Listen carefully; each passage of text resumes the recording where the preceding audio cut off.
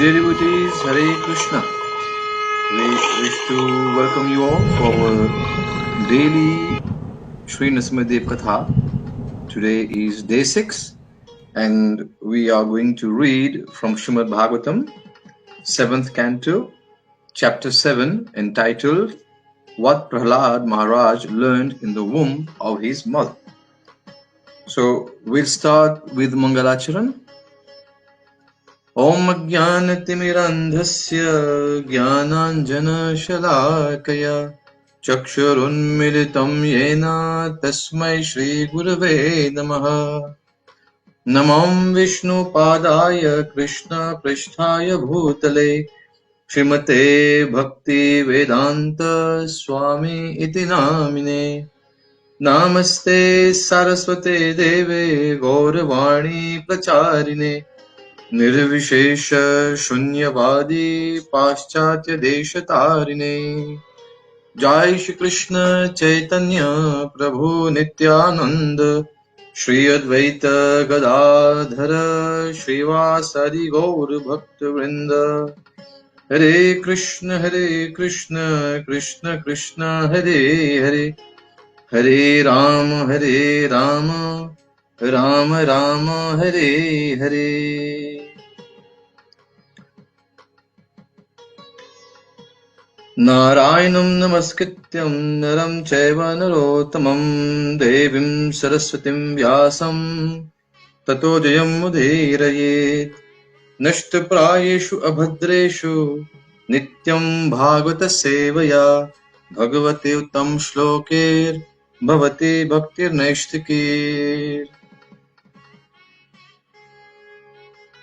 So dear devotees, we have been reading from chapter 6 yesterday, and we had seen how Prahlāda Mahārāja was teaching to his schoolmates, the sons of the demons, and he was telling them what was the real purpose of life. So instead of wasting time in entertainment, he taught them, he instructed them that though they were children, but still they had to develop bhakti, they had to develop Krishna consciousness. So, in today's chapter, we're going to see when Prahlāda Mahārāja was being inquired by his schoolmates, by his friends, from where he got all these knowledge, all his instructions. Then Prahlāda Mahārāja told them that he was fortunate, he was lucky that he learned so many instructions about the science of self-realization. He learned about bhakti when he was still in the womb of his mother. So we are going to see today, dear devotees, how it is very important when a mother is carrying a baby in her womb. So why we say, we always advise the mother that it's very, very important for the mother to always hear Krishna Katha, because by doing so, the child, the baby who is there in the womb is going to learn all these things. It's very, very important. We see in our Shastra, in Srimad Bhagavatam, here we are learning that Prahlāda Mahārāja is teaching us that learning starts from the womb of the mother. So it's very, very important chapter instruction we're going to have today, dear devotees. So we are going to see how beautifully that Prahlāda Mahārāja learned all these teachings when he was in the womb of his mother. As we see here, Nārada Muni is instructing to the mother of Prahlāda Mahārāja, Mata Kayādhu. So we start by reading. We'll start with a few verses. It's a very long chapter with around 56 verses, but we are going to go through the main verses and we'll see what nectar we can derive from this reading. So precisely we have 55 verses. So we're going to read the first 20 verses and then the last 2 verses and see what are the instructions given by Prahlāda Mahārāja to his friends and to us, for those practicing devotees, how we should maintain our spiritual life. So we start with the first verse. Om Namo Bhagavate Vasudevaya. Om Namo Bhagavate Vasudevaya. Om Namo Bhagavate Vasudevaya. Shri Nārada Uvacha. Evam Daitya Suteha Prishto Mahabhagavato Suraha Uvacha Tan Smayam Anaha Smaranmad Anubhasitam. Translation. Nārada Muni said, although Prahlāda Mahārāja was born in a family of asuras, he was the greatest of all devotees. Having thus been questioned by his class friends, the sons of the asuras, he remembered the words spoken to him by me. Means Nārada Muni is talking about himself, and replied to his friends as follows. We should remember that this conversation is happening here between Srila Nārada Muni and Yudhishthira Maharaj. So then Nārada Muni is explaining about this beautiful pastime of Prahlāda Mahārāja, who is an exalted devotee of Bhagavan Nrsimha.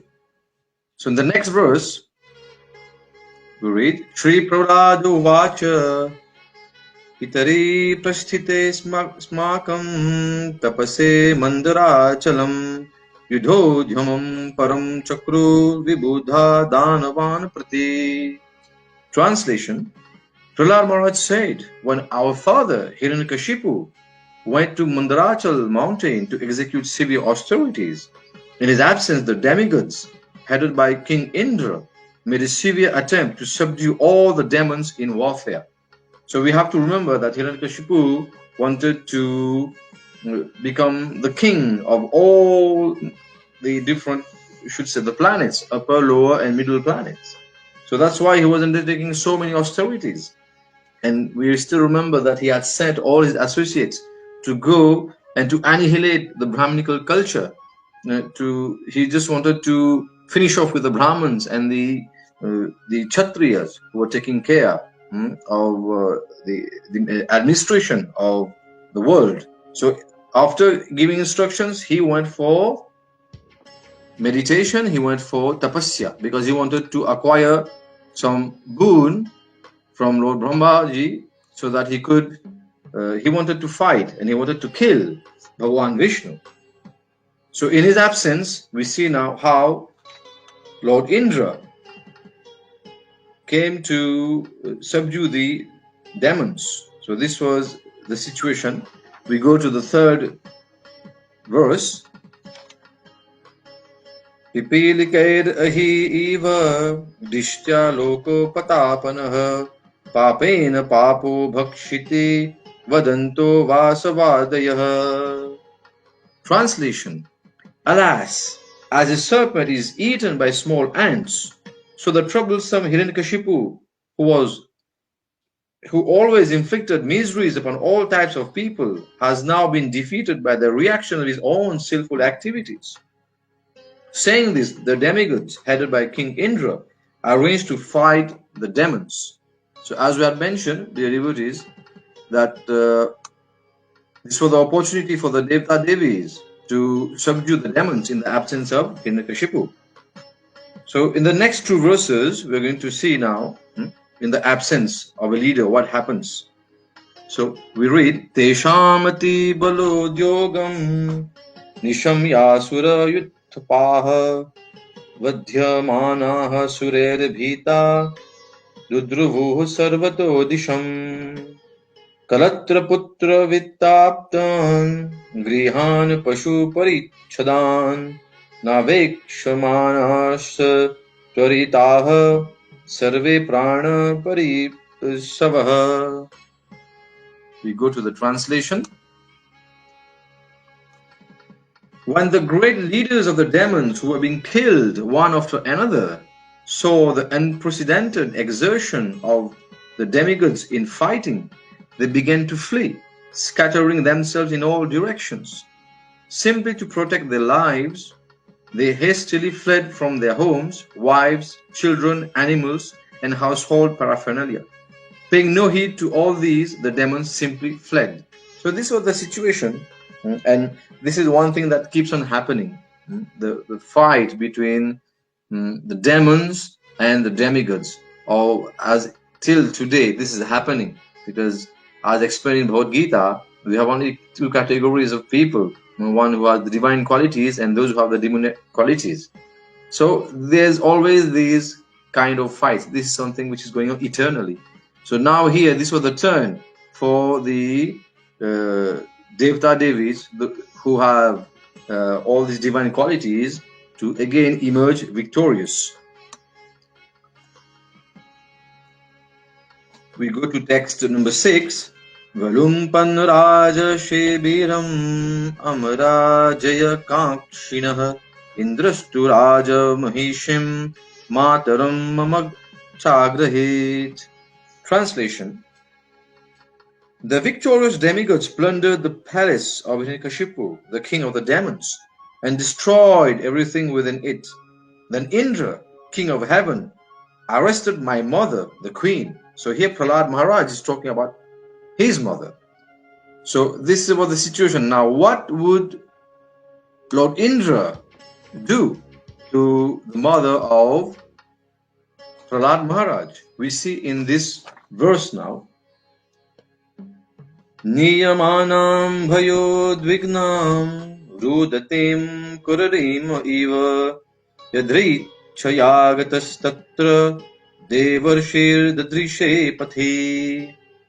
Translation: as she was being led away, crying in fear like a kurari captured by a vulture, the great sage Nārada, who at that time had no engagement, appeared on the scene and saw her in that condition. So we see here how Srila Nārada Muni, who is there as one of the Mahabhagavat and very, very exalted devotee of Bhagavan Vishnu, Bhagavan Shri Hari, appeared at the proper time to save Mata Kayādhu, because Lord Indra had something else in his mind. So when Srila Nārada Muni appeared there, we see in this next verse, Prahanenam surapate netum arhasya anagasam muncha muncha mahabhaga satim paraparigraham. Nārada Muni said, O Indra, king of the demigods, this woman is certainly sinless. You should not drag her off in this merciless way. O greatly fortunate one, this chaste woman is the wife of another. You must immediately release her. So this was the mercy of Sri Nārada Muni on Mata Kayādhu. And she was pregnant. In that state, this is what he advised to Lord Indra. So in this next verse, text number 9, Lord Indra is going to address to Sri Nārada Muni. Shri Indra uvacha astisya jathare viryam avishamyam suradvishah ashatam yavat prasavam moksher artha padavim gatah. Translation: King Indra said, in the womb of this woman, the wife of the demon Hiraṇyakaśipu, is the seed of that great demon. Therefore, let her remain in our custody until her child is delivered, and then we shall release her. So Lord Indra had something else in mind, but here Sri Nārada Muni came to actually protect Prahlāda Mahārāja, because he knew, Sri Nārada Muni knows the past, the future, and even the present. He is Trikaldarshi. He knew that there was one great Mahabhagavat in the womb of Mata Kayādhu. So Sri Nārada Muni replied, Shri Nārada uvacha ayam nishkil vishah saksham mahabhagavato mahan tvayana prapsyate samstham anantanucharo bali. Translation: Srila Nārada Muni replied, the child within this woman's womb is faultless and sinless. Indeed, he is a great devotee, a powerful servant of the Supreme Personality of Godhead. Therefore, you will not be able to kill him. So this is the advice already that Srila Nārada Muni is giving to Lord Indra, because he already gave the identity of the baby within the womb of Mata Kayādhu. And Srila Nārada Muni explained that this Atma, this baby, is an exalted, a great devotee, a powerful servant of the Supreme Personality of Godhead. We move to the next verse, text 11. Ityuktastam vihayendro deva risher manayan vachah ananta priyah bhaktiyenam parikramya divam yayo. Translation: when the great saint Nārada Muni had thus spoken, King Indra, being respectful to Narad's words, immediately released my mother. Because of my being a devotee of the Lord, all the demigods circumambulated her. Then they returned to their celestial kingdom. So already we see the difference between the Devta Devis, who are always under the mode of goodness, always in Satogun. And we see here, on the place of the Devta Devis, if there were demons, then they would have been they are always in the mode of ignorance. Then they would have treated a pregnant woman differently. But here, what did the Devta Devis do? All the demigods, they circumambulated Mata Kayādhu, the mother of Prahlāda Mahārāja, and then they returned to the celestial kingdom. So this is already showing the difference in the attitude of demigods who have divine qualities and the Rakshasas who have demoniac qualities. Text 12.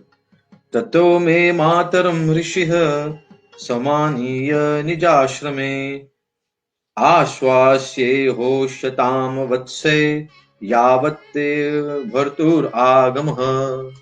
Translation: Prahlāda Mahārāja continued, the great saint Nārada Muni brought my mother to his ashram and assured her of all protection, saying, my dear child, please remain at my ashram until the arrival of your husband. So we see the compassion of a great Vaishnava like Nārada Muni. He gave shelter to Mata Kayādhu, knowing that she was helpless, unprotected, because in the absence of her husband, she could not do anything in that state when she was pregnant. So she was given shelter by Srila Nārada Muni. We move to the next verse. Tathe Javast Siddha Devarisher Antike Sakuto Bhaya Yavad Daitya Patir Ghorat Tapasona Nyavartata. Translation: after accepting the instructions of Devarishi Narad, my mother stayed in his care without fear from any direction as long as my father, the king of the Daityas, had not become free from his severe austerities. So as we see here, she was being given shelter by Srila Nārada Muni, and in her womb, Prahlāda Mahārāja was there. Now we're going to see what in that state, how Prahlāda Mahārāja is going to learn all these transcendental knowledge from Srila Nārada Muni. So we move to the next 14.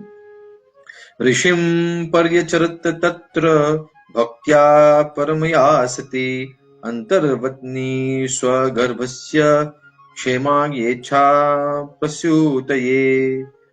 Translation: my mother, being pregnant, desired the safety of her embryo and desired to give birth after her husband's arrival. Thus she stayed at Nārada Muni's ashram, where she rendered service unto Srila Nārada Muni with great devotion. So this is also the instruction given in our Shastra, how when you have a spiritual master, someone who is in such a position like Srila Nārada Muni, so how we have to take care and do manual service. So Mata Kayādhu also gave service as per her capabilities. In the next verse, we see how Srila Nārada Muni is going to show his compassion to Mata Kayādhu. Rishi karunikasya tasyaha pradad ubhayam ishwaraha dharmasya tattum jnanamacha mam apya udishya nirmalam. Srila Nārada Muni delivered his instructions both to me, who was within the womb, and to my mother, who was engaged in rendering him service. Because he is naturally extremely kind to the fallen souls, being in a transcendental position, he gave instructions on religion and transcendental knowledge. These instructions were free from all material contamination. So we see here how Srila Nārada Muni is giving all these instructions to Mata Kayādhu, at the same time to Prahlāda Mahārāja, who was there in her womb. We move to the next text. Tattu kalasya dirghatvat sthitvan matushchiro dadhe rishīnānu grihitam mama nadhunapya ajahat smritih. Translation: because of the long duration of time that had passed, and because of her being a woman and therefore less intelligent, my mother has forgotten all those instructions. But the great says Nārada blessed me, and therefore I could not forget them. So we see how, by the blessings, here Srila Prahlāda Mahārāja is glorifying the instructions of Srila Nārada Muni. But though here it has been mentioned about woman being a woman and therefore less intelligent, but we should not misinterpret these words, because even women are being given the chance to do devotional service and to go back home, back to Godhead, as explained in Bhagavad Gita, where Bhagavan Shri Krishna mentions that even if in the text 32 of chapter 9, Bhagavan Shri Krishna explains, so Mam hi partha vipashritya yepi syuha papa yonayah striyo veshastatha shudras tepi yanti param gatim. So Bhagavan Shri Krishna is explaining to Arjuna and telling him that whether one is born as a woman, as a Vaishya or a Shudra, still one can approach the supreme destination. How? By taking shelter in me. So this is how here Srila Nārada Muni has bestowed his mercy upon Mata Kayādhu, and though she had forgotten all the instructions, but Prahlāda Mahārāja, he is mentioning that he could not forget them by the mercy or by the blessings of Srila Nārada Muni. So as we move to the next verse,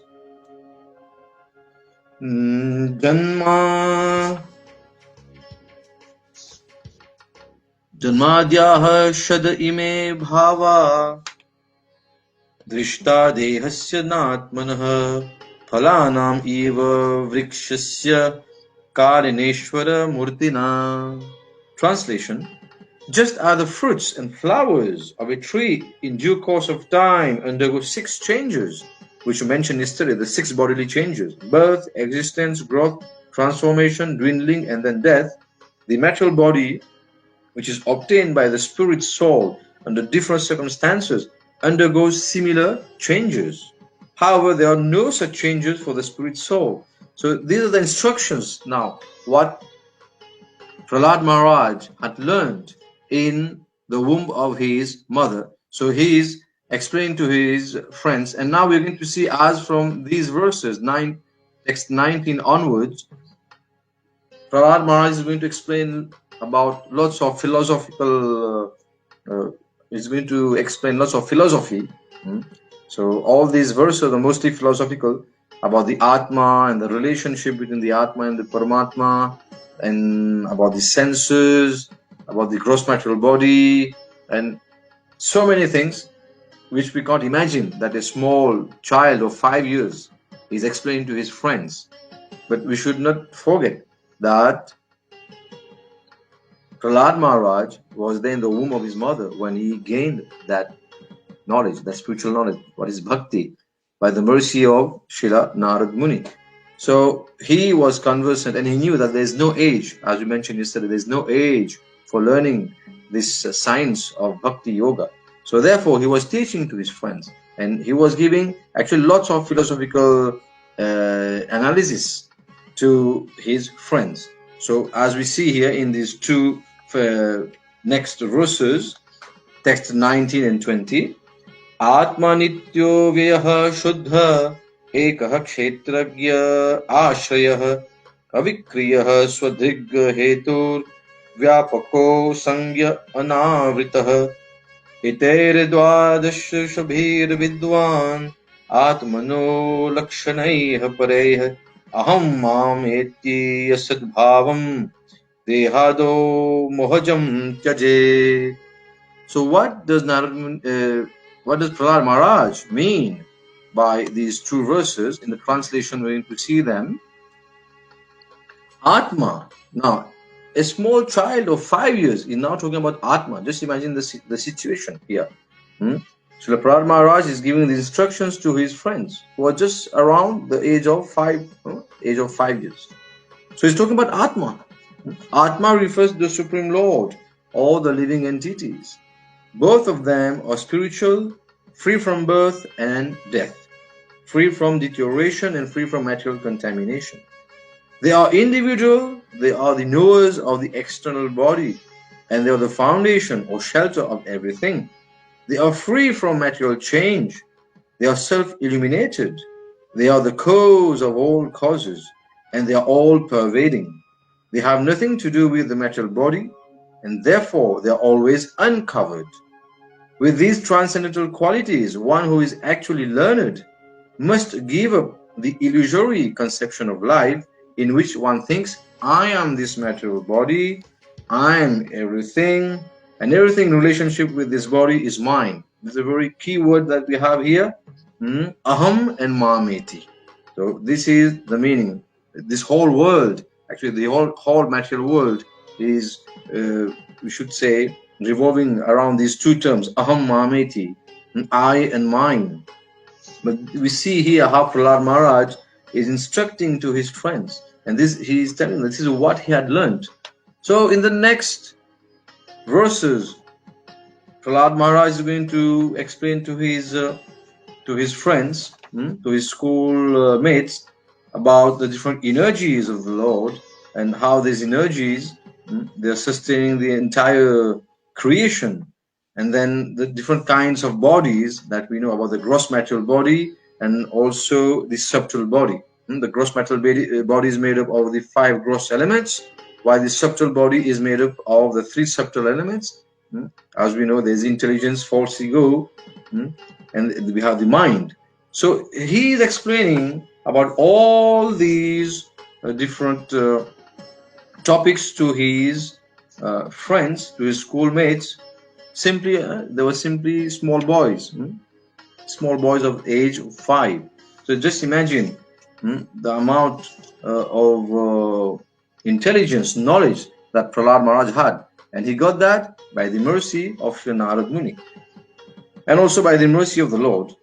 So he's going to talk about intelligence and how we can understand when through intelligence one has to use his intelligence to perform devotional service, and how intelligence actually can be perceived in 3 different states of activity, whether one is awake, whether one is dreaming, or one is in deep sleep. So all these he's explaining to his small friends. And then as we continue, he's going to explain about these 3 different stages of intelligence, and he's telling them, therefore, my dear friends, O sons of demons, your duty is to take to Krishna consciousness. He's giving them lots of advice, and again telling them the importance of taking to bhakti. And why to take to Krishna consciousness? Because Krishna consciousness can burn the seed of fruitive activities, which is artificially being created by the modes of material nature. When you talk about the 3 modes of material nature, it's a very, very important topic, as even explained in Bhagavad Gita by Bhagavan Shri Krishna himself. So we see here even Prahlāda Mahārāja is repeating the same words as we have learned from Bhagavad Gita about the 3 modes of material nature. And then he talks about the different processes recommended. If you're all entangled in this materialistic world, in this materialistic life, so there are so many different processes that are being given in the Vedic scriptures. But what is the best? So he's going to explain of the different processes recommended for disentanglement from material life. Then one personally explained and accepted by the Supreme Person of Godhead should be considered all perfect. There's so many processes, yes, but what has the Supreme Person of Godhead explained? So that process is the performance of duties by which love for the Supreme Lord develops. So we have to develop that love for Bhagavan Shri Krishna, that love for Bhagavan Shri Hari.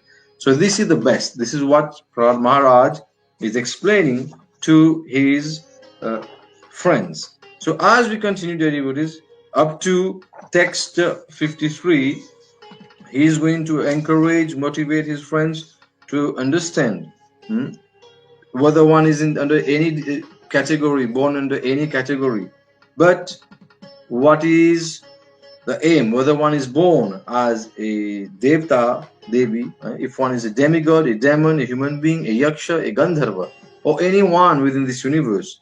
If anyone renders devotional service to the lotus feet of Bhagavan Shri Hari, Bhagavan Mukunda, who can deliver liberation, so he is actually situated in the most auspicious condition of life.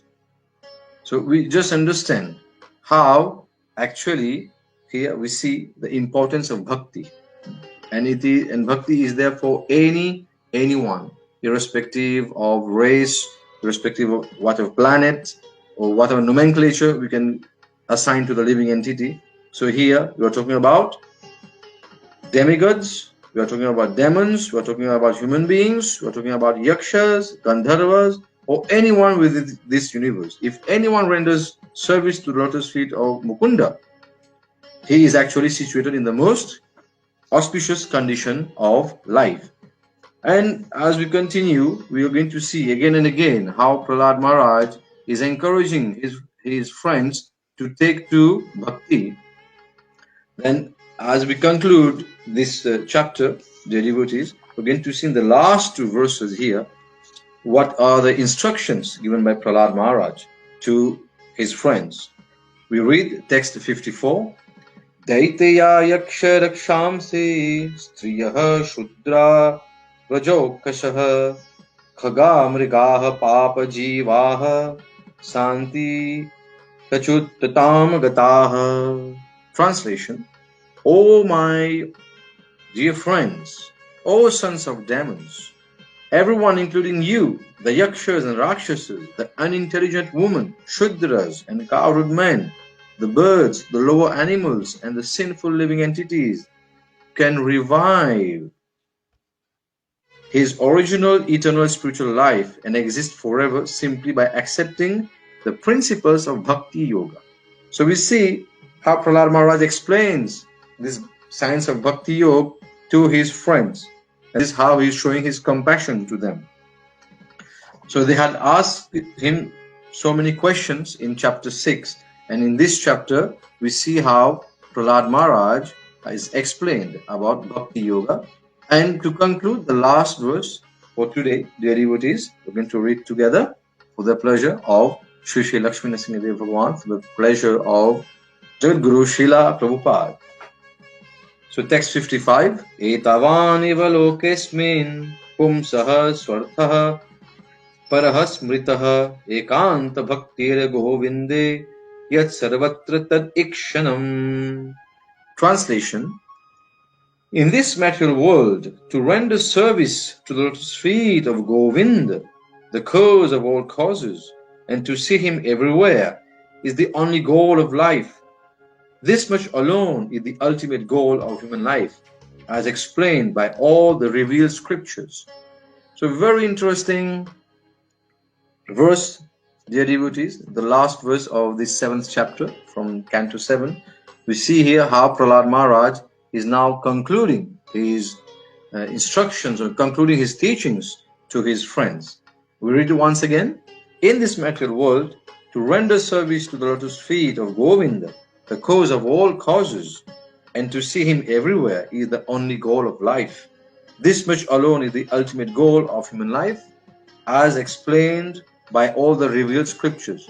So dear devotees, we wish to thank you for the very nice association, and we hope to see you tomorrow for day 7 of Sri Nrsimha Dev Katha. Tomorrow is Sri Nrsimha Chaturdashi, so tomorrow will be the last Katha, and tomorrow we're going to read from chapter 8, which is entitled Lord Nrsimha Dev Slays the King of the Demons.